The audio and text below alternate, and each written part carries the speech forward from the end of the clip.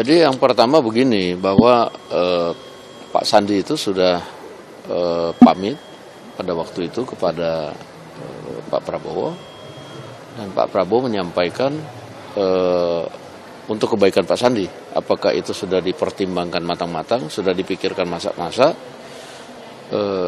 dan sebaiknya Pak Sandi memikir ulang untuk kebaikan dia ke depan, itu kan begitu.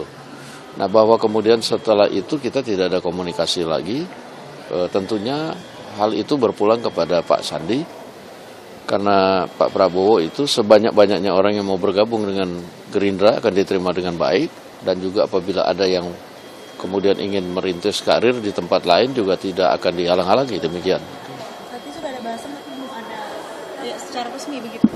Ya kalau itu nanti silakan ditanya saja ke Pak Sandi, langkah apa yang akan diambil setelah ini, kan gitu.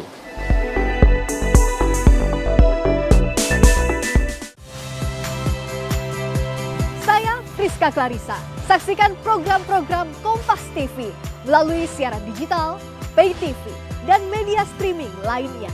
Kompas TV, independen, terpercaya.